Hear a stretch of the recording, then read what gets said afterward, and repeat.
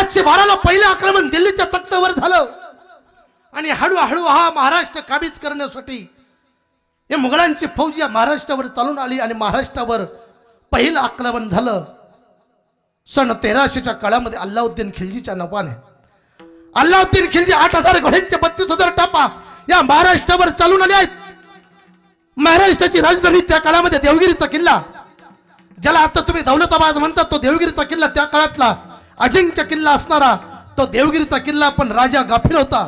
महादेवराव रामदेवराव नावाची ती राजा गाफील असल्यामुळे त्या अल्लाउद्दीन खिलजीने त्या देवगिरीच्या किल्ल्यावर आक्रमण केलं आणि महाराष्ट्रावर मुसलमानांचं पहिलं आक्रमण 1300च्या शतकामध्ये झालं.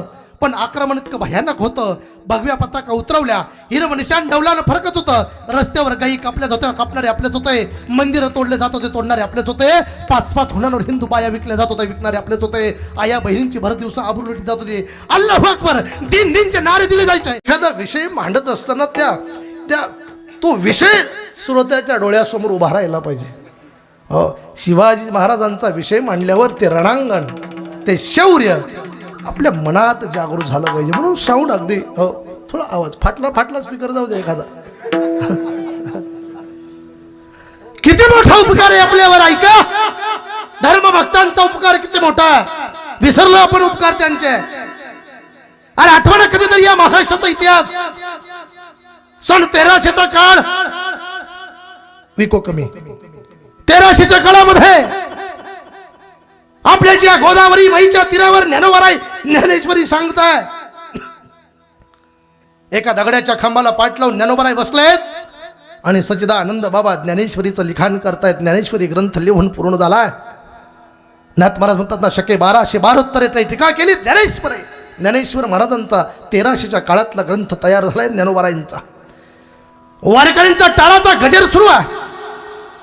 भजन कीर्तनाने या महाराष्ट्र आनंदामध्ये भगव्या पताका डौलाने फडकतायत, दह्या दुधाचे पूर वाहतायत. 712ला पहिलं आक्रमण दिल्लीच्या तख्तावर झालं आणि हळूहळू हा महाराष्ट्र काबीज करण्यासाठी या मुघलांची फौज या महाराष्ट्रावर चालून आली आणि महाराष्ट्रावर पहिलं आक्रमण झालं सन 1300च्या काळामध्ये अल्लाउद्दीन खिलजीच्या नफाने. अल्लाउद्दीन खिलजी 8000 घोड्यांचे 32,000 टापा या महाराष्ट्रावर चालून आले आहेत. महाराष्ट्राची राजधानी त्या काळामध्ये देवगिरीचा किल्ला, ज्याला आता तुम्ही दौलताबाद म्हणतात, तो देवगिरीचा किल्ला त्या काळातला अजिंक्य किल्ला असणारा तो देवगिरीचा किल्ला. पण राजा गाफील होता. महादेवराव रामदेवराव नावाची ती राजा गाफील असल्यामुळे त्या अल्लाउद्दीन खिलजीने त्या देवगिरीच्या किल्ल्यावर आक्रमण केलं आणि महाराष्ट्रावर मुसलमानांचं पहिलं आक्रमण 1300च्या शतकामध्ये झालं. पण आक्रमण इतकं भयानक होतं, भगव्या पताका उतरवल्या, हिरव निशाण डौलानं फरकत होतं, रस्त्यावर गायी कापल्या जात्या, कापणारे आपलेच होते, मंदिरं तोडले जात होते, तोडणारे आपलेच होते, 5-5 हुंड्यांवर हिंदू बाया विकल्या जात होत्या, विकणारे आपलेच होते, आया बहिणींची भर दिवसा आबरू लुटली जात होती. अल्लाहू अकबर दिन दिनचे नारे दिले जायचे. हिंदूंच्या घरामध्ये घुसायचे, दिवसा ढवळे आमच्या माया बहिणी उचलून घेऊन जायचे आणि वेश्या बाजारात विकायचे. एवढा मोठा अत्याचार या महाराष्ट्रामध्ये सुरू होता. 1 नाही 2 नाही 3 नाही, तब्बल 350 वर्ष, 350 वर्ष हा महाराष्ट्र या आगीमध्ये ओरपडत होता. विचार करण्याचा प्रसंग बघा. 350 वर्ष चिंतनाचा विषय.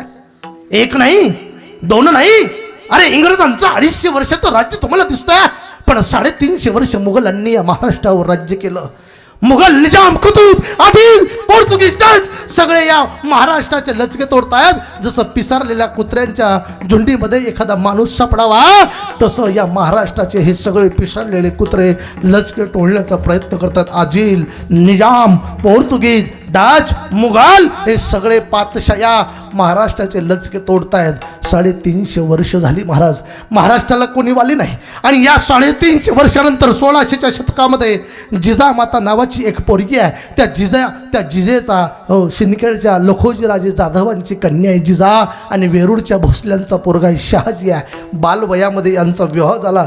पण ती जी जिजा होती, लहानपणामध्ये तिच्या डोळ्यामध्ये आग सलत होती. का माझ्या गाई कापल्या जात आहेत, का माझी माय बलात्कारामध्ये सापडते, का माझ्या माईवर बलात्कार केला जातोय, का माझा महाराष्ट्र बेचिराग केला जातोय.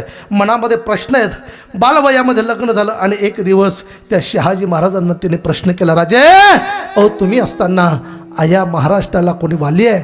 जिजे हे आदिल, मुघल, पोर्तुगीज हे असताना निजाम आम्ही काय करावं? जिजे जर तुला वाटत असेल ना या महाराष्ट्राचं रक्षण झालं पाहिजे तर यासाठी तुला काहीतरी करावं लागेल जिजे.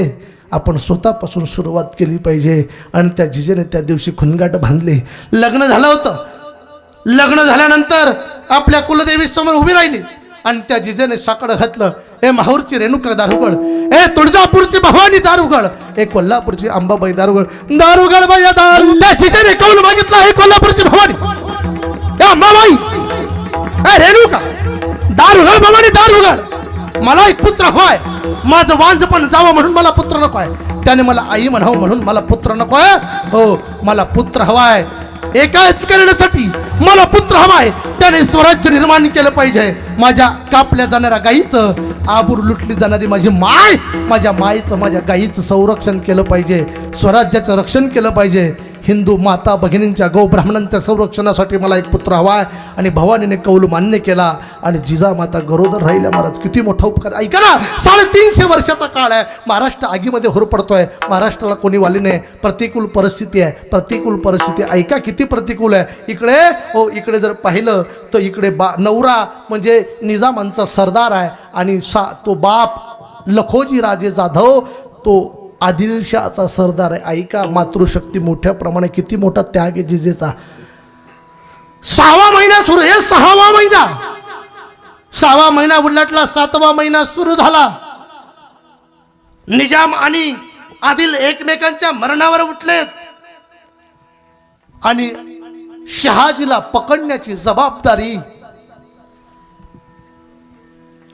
लखोजी राजे जाधवांना दिली आहे.